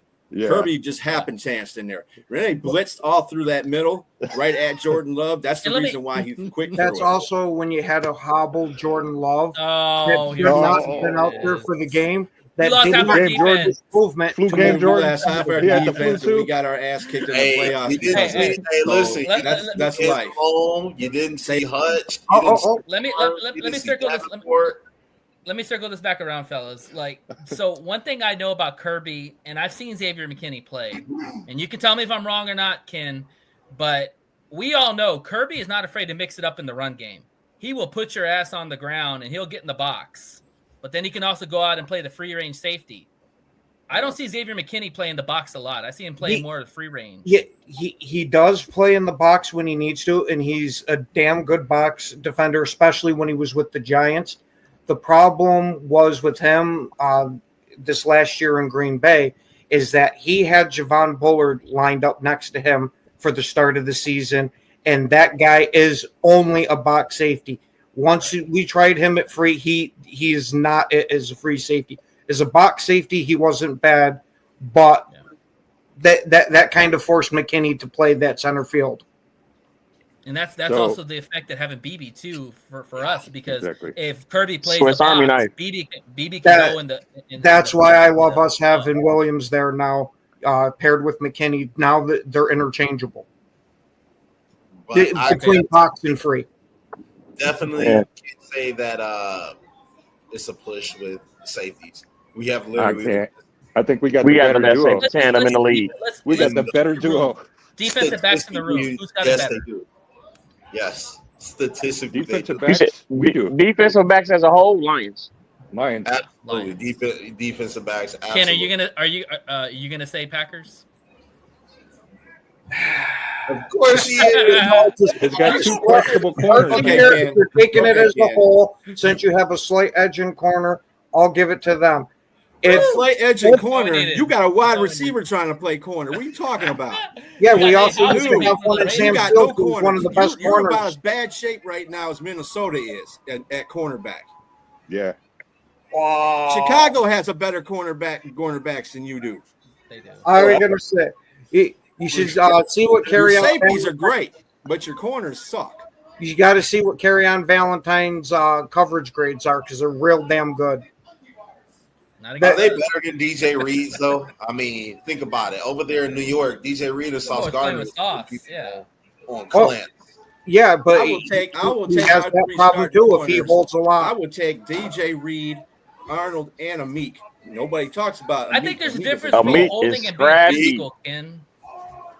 Maddox. Well, if you're getting called for the holds, that's not being physical. Well, that's Terry and Arnold. Meek doesn't get called for holds. And he was a much, rookie. neither does Reed. Right. That was the first half of the season. The second half of the season, he was one of the least called. Yeah. Yes. Now our boys are 11 in the physical. first Our boys are 9 physical games, at the line. There's no doubt about that. They will. Yeah, and I have absolutely nothing against that, because one of my favorite corners was Al Harris, who his bread and butter was the bump and run. Yep. Yeah, he's very physical. With that, it's just downfield. When we've changed the pass rules so much, you can't mug the guy no more. Yeah. Believe me, I wish we could. I'd love to send Green Bay's corners out there to just beat the shit out of guys down the field. Who is your best quarterback? If you ask me, it's Carry on Valentine. For some reason, they absolutely love Nate Hobbs, because I got a feeling we're going to be playing quite a bit of cover 3, and he is outstanding in cover 3. And for the times that we go into nickel, that we're going to be kicking him inside of that third corner spot, and that's when we'll have Carry on the outside. And Nixon, he's gotten better each year at corner, but Nixon is very boomer bust with corner. He's either going to make a real nice play or get absolutely torched. Yeah. Yeah. Oh, go ahead. No, I was saying B. Stiller made a good point that I don't think everybody latched on to, the fact that Amik Robertson, how important his play is to our defense as a whole. Even with all those injuries, I really feel like him getting hurt in the first quarter of the Washington game changed the whole landscape of that 100%. game. With him in that game, I think we win that game. Absolutely. And also, like you said, you brought up Amik, former Raider, DJ Reed too. These are veterans. These are guys who you expect them to be cornerback ones, but they're so versatile. They're so dynamic that if they do make a play, it's a tip ball. They don't care about they can tip the ball and somebody else get the glory and the shine. Mm-hmm. But they care about the game, man, and they're so freaking good for these young cornerbacks and Terry and Arnold. It's going to be fun. And Rakestraw, yep. Go ahead, Jay. It's going to be fun, man. I was just going to say, and the Lions have depth, lots of depth. Yeah, Maddox and Watkinson, exactly. The defense is the defensive backs. Because if you want to, Avonte Maddox, he can play safety in a nickel. Meek Robertson, I really think a lot of people underestimate him and how important he is to the defense. You cannot overstate that enough, because if you remember, Meek Robertson put Justin Jefferson on clamps. You know what I mean? And everybody knew where the ball was going. And let's be honest, when the ball goes to Justin Jefferson, nobody can stop it. Meek Robertson did. Now, granted, he's a dog, man. He plays bigger than his size. Granted, he did have a quarterback that couldn't hit the right side of a barn, but still, Jefferson the ball. He has a niche for getting the ball. Meek Robertson didn't let that happen. So I will say this about our cornerbacks. I love the physicalness. I love the grit and the toughness they play with. The problem with that is some of them are kind of small. Meek Robinson's a small guy. DJ Reed's a small guy. Terry, and I think it's legit 6 foot. So if you play with bigger receivers, that could be a problem. And right now you don't have Watkins on y'all's team. I think Golden's like 5'11", and Reed's like 5'11". So I think we're okay. Yeah, I was gonna say for right now until Watson is back in. Oh, Watson, yeah. You got Dobbs and Dontavian Wicks, which Dontavian Wicks is one outstanding route runner. We're talking like Devontae Adams type of level of route runner. The problem is his hands. The guy's always open, but he's got hands of stone. There's a reason why you're open. If he could ever touch the ball, he'd be the best receiver for us. Can't eat a Whopper. Little giants, hot hands. So let me ask you a question, Ken. If you guys got rid of Dobbs, would you be unhappy about that? Yes and no. I do like Dobbs and all, but him giving up some of these easy catches really rubs you the wrong way. But then he'll make the spectacular one of, oh yeah, that's why we got him on the team. He does just enough for you to want him to hang around. I mean, he is leading touchdown receiver out of any receiver that was drafted in his draft class. So the guy's not terrible. It's just I worry about his concussions on top of it. The up and down play, I could kind of take, even though, the easy ones rub you the wrong way. But that concussion is what I'm worried about. He got drove into the field with his helmet in that Eagles game, and that was after already having a concussion. I'm kind of worried that this is going to end up like a Sam Shields thing, where this is something he's going to battle his whole career. Yeah, that's why he wears that big-ass helmet, that warped helmet. I hear Amon Ra's got a workout tape, the Jugs Machine. It's 1999, and I think he could really benefit from that. Yeah. Subscribe to Amara's workout tape. There you go. I love that. Yeah, I mean, when I was watching the I know it's only preseason and there's vanilla everything going on, but in saying that, when I saw Green Bay play in their preseason game, and they had Jordan Love out there and a smattering of starting receivers, Dobbs, man, I wanted to go out there and punch him in the face because there's like 2 or 3 times he had the ball right in his hand. He dropped it. I'm like, dude, this is the reason why Green Bay didn't do as well as they did last year, because you keep dropping passes. Thank you, Beach Thriller. That is my whole freaking argument with the Jordan Love type of shit. If somebody would hold on to that ball for him, he's a damn good quarterback. The problem is holding on to the ball. And I'll even give a slight caveat of Jordan Love does have a tendency to rocket that ball in sometimes when it should be a pass. That's why I'm hoping that that's something that gets ironed out as he continues to mature in the league. I think after he throws it, he's like, catch the ball. You know what I mean? When he throws it that hard, he's like, I mean, those are discrepancies in Jordan where he overthrows the ball. I mean, those things are correctable. But the fact that when you throw it and it gets in the receiver's hands and they drop it, that's just ignorant. Mm-hmm. Yeah, and Ken, if I was Jordan Love, I'd be putting some foot in the asses. That's what I'd be doing. And Ken, I'll give you. I hope it keeps happening. Yeah, and Ken, I'll give you some hope. J-Mo had a lot of drops early on in his career, and now the guy has really good hands. Oh, I was going to say, I already have hope. We had Devontae Adams for the first 3 years of his career. He was known as Drop Devontae because of how much he dropped that ball. You seen how quickly he turned that around once that magic thing just clicked in his head. Oh, holy shit, I can put my hands together. That he started to catch the ball. Devontae was that guy in college, though, man. He just had to catch up to the game speed, man. He was always that guy. We're gonna go ahead and wrap this segment up, and then we're gonna move on to talk about predictions and matchups. Last is special teams. Ken, what you say? I like your responses when you think of that. I like my special teams a lot more because of my kicker, but our punting coverage unit is fucking terrible. So the Lions. Yeah, I'll give that one to you.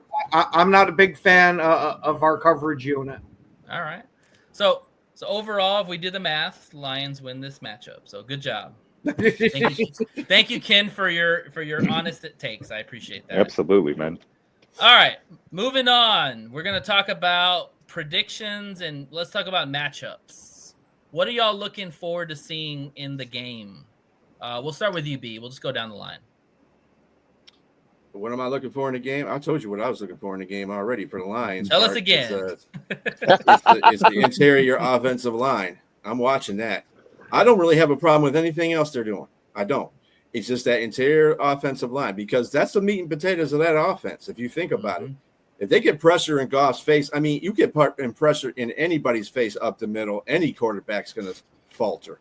So that's a big concern for me. I want to see how that offensive line does. Other than that, I think the corners will be fine. I think the rest of the team will be fine as long as Goff is back there and he doesn't have Lambeau Field stains on his ass. He'll be fine. He doesn't play Goffle. Yeah.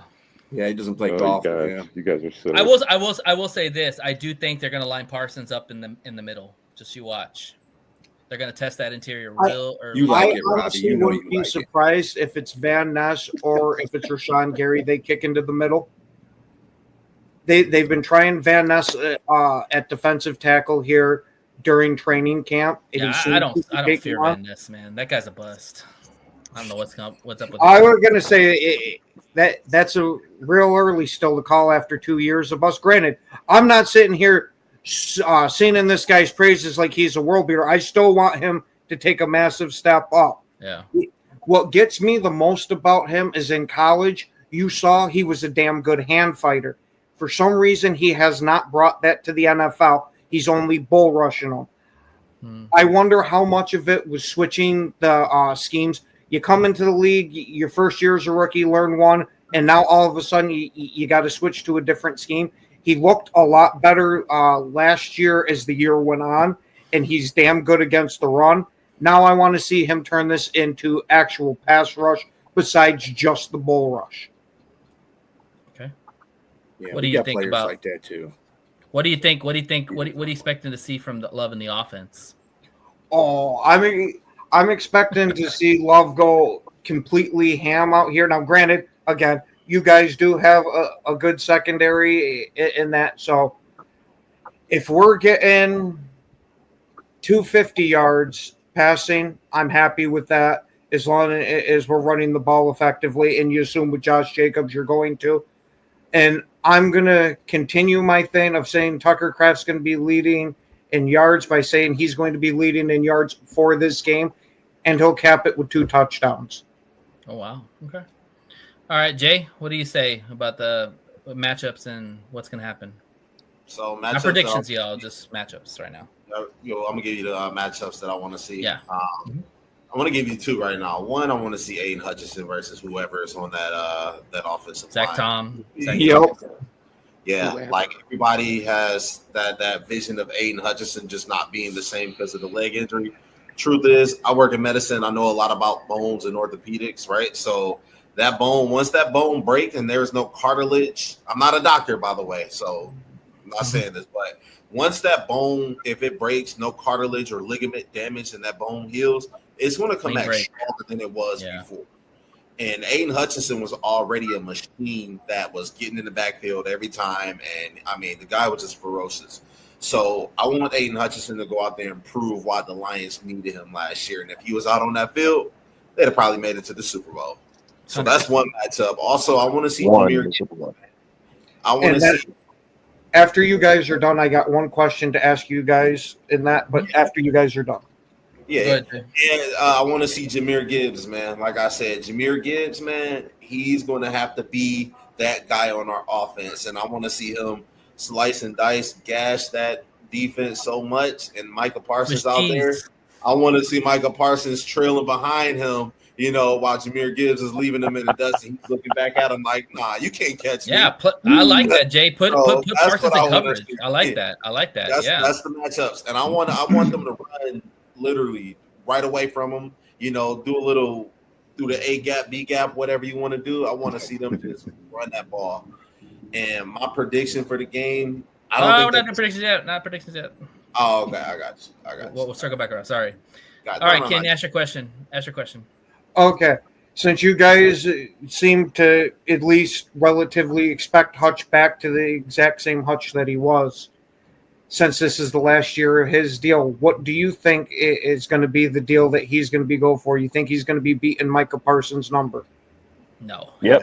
$40 million. Absolutely. And you want to know something? I think he's getting 50. I think he gets less, and it's for the team. That's ridiculous, man. Yeah, I think you he's cannot going to have go. ends making as much as quarterbacks. You can't have. I think he's going to get less, and it's You guys just going to be a team-friendly deal, but not like he's still going to get his money, but it's not going to be past Parsons. Y'all forgetting the salary cap's going up again. He's getting 50. Absolutely. That's the number I'm thinking personally is 50. But again, I'm an outsider to the Detroit stuff, so I don't know how your organization handles the contract. I can't swallow $50 million. Then what do you pay Gibbs? I'm going to tell you this right now with Aiden Hutchinson. The reason why they haven't paid this guy yet is because they want to see what he's going to do during the season. Yep. Let me tell you something. I guarantee you by our bye week, if he's ramped up as he was when he played last year, and he's got at least like 7, 8, 9, 10 sacks by that time, they're giving him a blank check. You can forget it. Contract. They're going to write your amount down. He's a franchise player. Because let's just be honest. Brad Holmes, I know B and Nate listen to Brad Holmes talk all the time. He's very transparent. When they talk about going out getting another edge rusher, as much as we want that, he wants to pay Hutchinson. So he always brings Hutchinson's name up. Always talk about we have that elite guy at defensive end, and why is everybody upset that they don't go and get another one?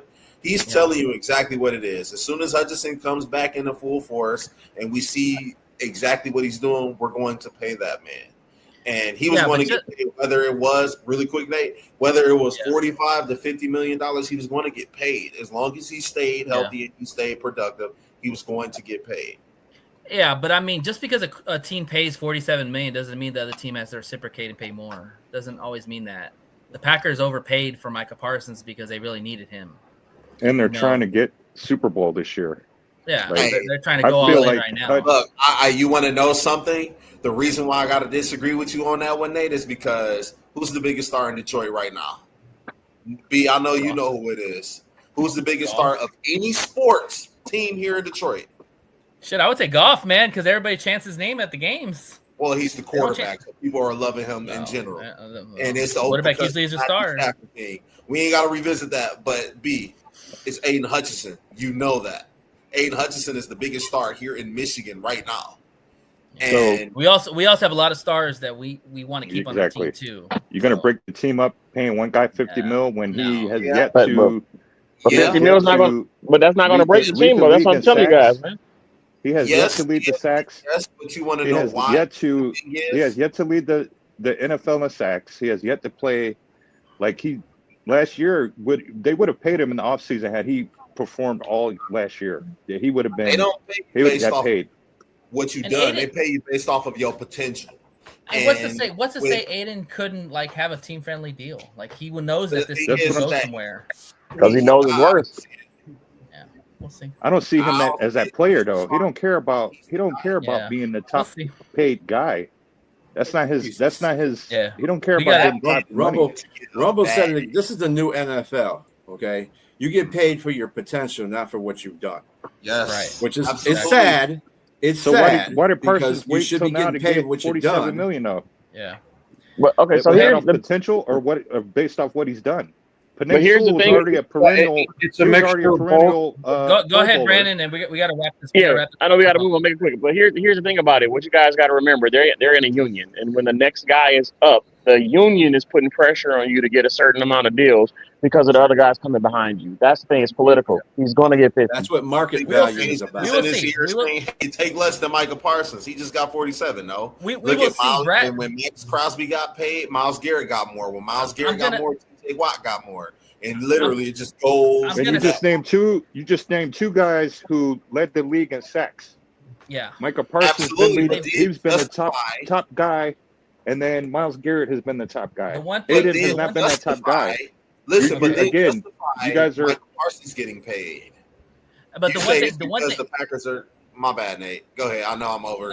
No, I'm just saying. The one thing you guys have to also understand too is Brad does not overpay players. He doesn't. If anything, he underpays players, or he pays them for the value that they are at the time. Well, So unfortunately, Brad's going to be overpaying this time because he didn't do what he did with Goff. He didn't do what he did with Amon, and he didn't do what he did with Sewell. We'll see. And those are stops of the offense. Those are stops of the offense. He's going to play defensive stops. He already played Kirby. He's getting ready to pay Hutchinson. So I'm telling you, man, there's one player in every level of your team that you have to pay the most out of. Everybody else can be replacements. That's why when people talk about Branch, unfortunately, as good as he is, he might not get paid because they're paying Kirby that much money already. Branch is a liability. You got to pay Gibbs and J-Mo that are possible. As dreamy as it may sound, you can't keep everybody. Aiden Hutchinson is going to get paid. Why? He's not going to take a team-friendly deal. I will be shocked if he did that. Now, when I say team-friendly deal, you guys are like 30 million or something. No, he's still going to get 50. He's still going to get like 42, 44 million. Okay, y'all. Think about this. You can't bring really quick. I got you. You can't bring a loaf of bread to a guy like Aiden Hutchinson. You got to bring ready-made sandwiches. That's your guy. So, well, they're not going to do that. That's my piece. Come on, it's Aiden Hutchinson. But that's anyways, my piece. that's for another day. Let's see what he does game one before we even talk anything about the contract.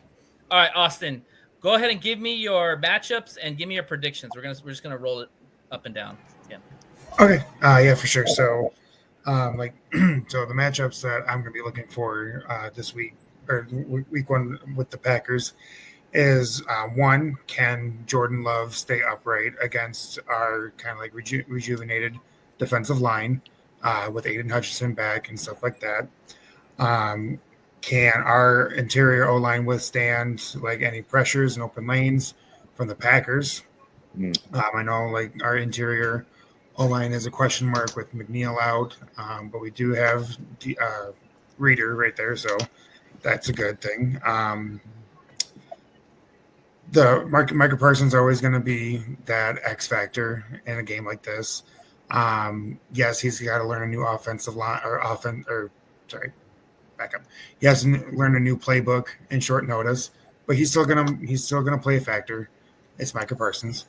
And the last thing that I'm going to be looking at in this game is, we talked about how weak that we believe that the Packers secondary is. Well, I want to see if our offense can exploit that with movement on the line, play action passes, stuff like that, which when Ben Johnson was our OC, we saw a lot of play action pass. We saw a lot of line movement, like pre-snap movement on the line.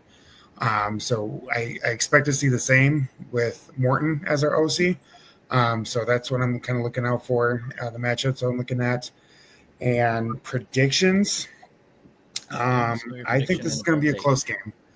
Okay. I don't think it's going to be a blowout. I think whoever does win this game is going to be about a 10-point differential. So I'll give the edge to the Lions and give them a 21-11, or not 11, 21-17 victory. So, all right, awesome. Same as JB. Rumble, what you got?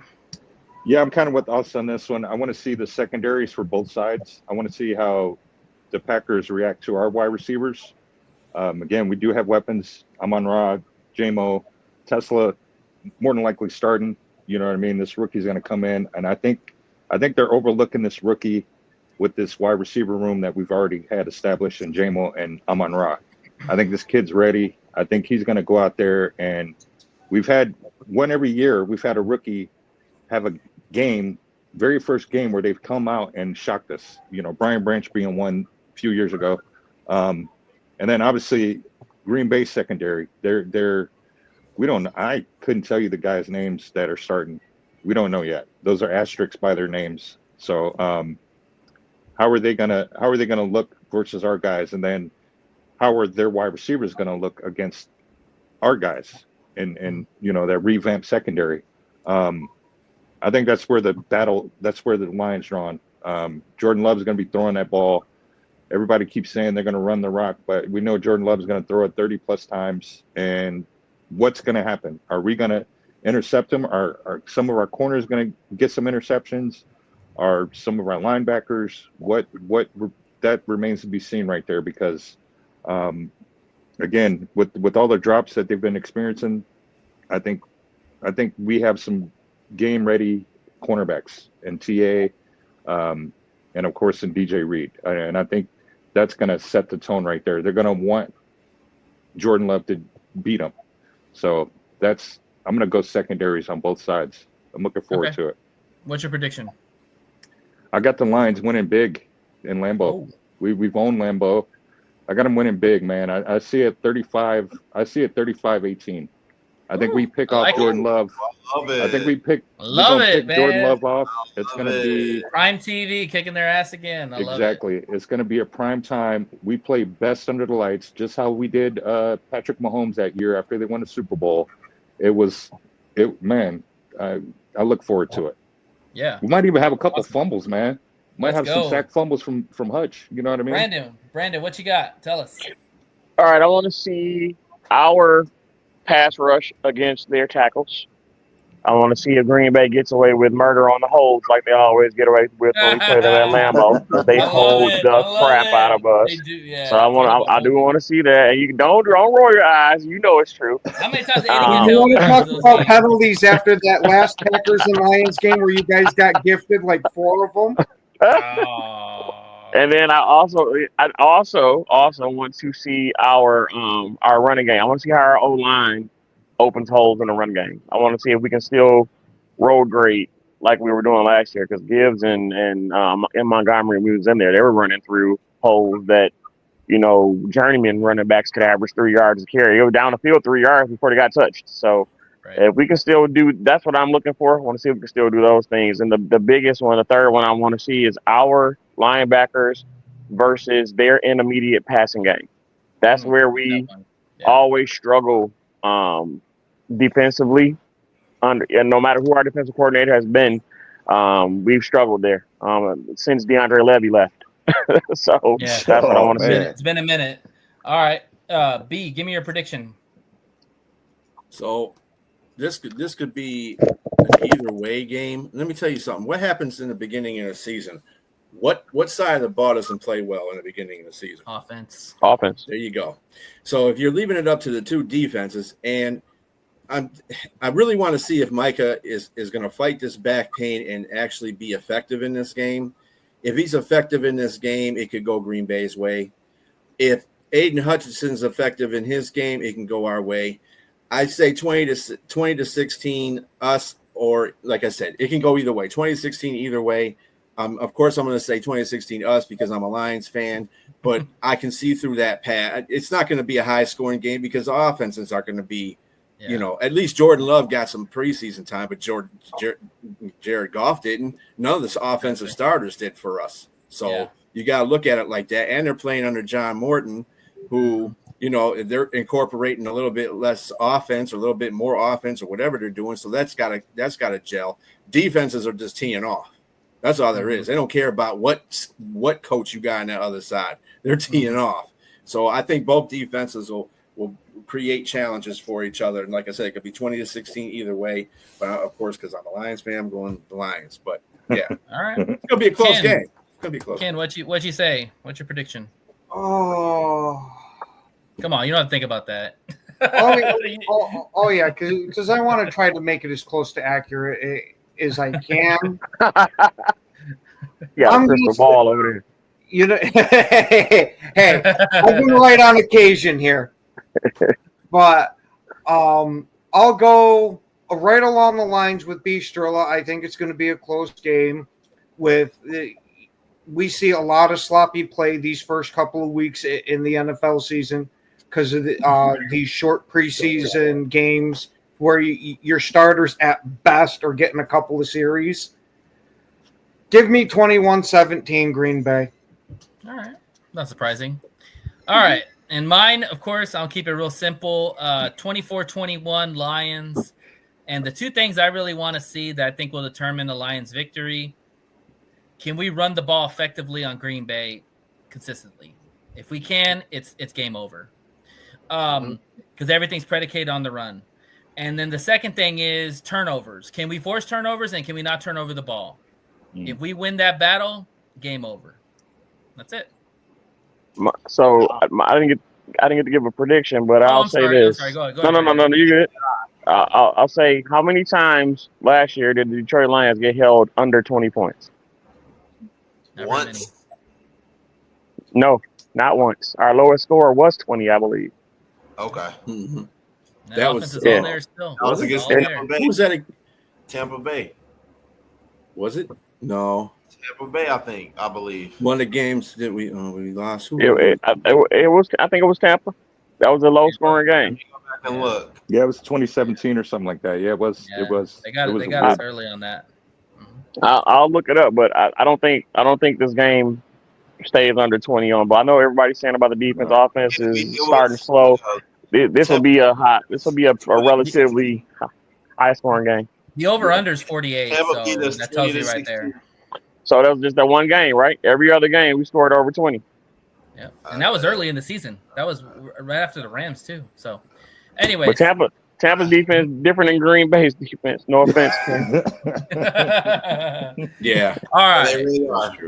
And I didn't get my predictions, Nate. Oh, okay. Go ahead, Jay. So I think it'll be 25-23 Detroit. I think Detroit edges it off. And reason being is because I think that whoever can get to 25 points the fastest will win. I think both offenses may be a little bit rusty. But you know who's going to come through? Money Bates. It's going to be a Money Bates moment. I think Let's go. Hit a last-second field goal like he's done quite a couple times with the Lions, and I think he's going to break Packer fans' hearts, and I think it's going to be crazy. Give me the Lions 25-23. I like it. Well, fellas, I want to thank y'all for coming. Fellas, I want to thank y'all for coming on the show and giving us your insight, your input. Y'all are all welcome to come on during the season. We're actually probably going to add some people on during the season because this is fun. I like listening to other people's perspectives, and always having the rival on the other side is always fun too. But I want to thank y'all again for coming, and y'all have yourself a blessed evening, and we'll see y'all when Ken as well. Ken. Shout out Ken. Appreciate you, Ken. Shout out to you, Ken, man. Hey, and I have no problem coming Ken, on. you were a trooper, man. I told you could bring somebody with you. I don't need no backup. I'll run out this one. Be like, fuck it, I'll take that shit. I'll take that grenade. Hey, I'll come back Tuesday too, either to do a victory lap or my walk of shame. Bistro. I have no Brandon, you had something you to want to say? Sorry. Yeah, I just want to let y'all know the over-under for this game is 47.5. I'm taking over. That's my prediction. I'm taking over. Shout out. Well, thank you all for coming on. You're always welcome to come on. Ken, yourself. If you want to come on Tuesday, we'll love to have you, man. All right. But good luck. Everybody pray for an injury-free season. We need that. Week 1, baby. Yeah, let's go. Get them Lions. Forward down the field, baby. Thank you sir. Thank you to Liz DeToro Mendoza for her Houston Texan report. She'll be a regular on here. Thank you to the people in the comment section. Robbie, of course, as always. Pink Panther. Fred, who just came on here. And also Fred, my man. John, the Go Pack Go guy. Everybody. Go Pack, go home. Here. And Ken, Brandon, and of course, Rumble. All y'all. Yes, sir. Thanks for coming on. Yeah, Hey, again, you guys are welcome to come on every show day anytime if you want to, because it's a Lions thing. So, Full life. All right, we'll see y'all then. Take care. All right, buddy. Peace out.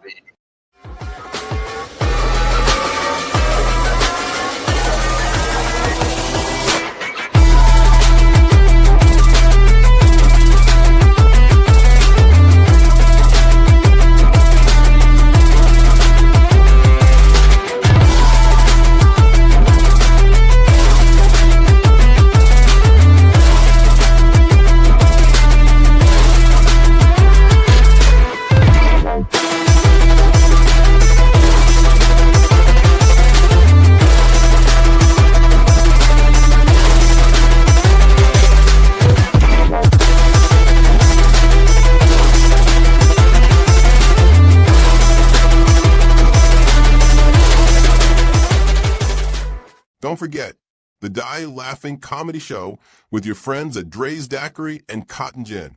$15 gets you admission in a frozen daiquiri and lots of laughs. September 6th, Maxwell, Texas. If you subscribe to One Ass Cheek, 3 Toes on YouTube, you'll receive 5% off your total purchase or a free shot. Proof of subscription required.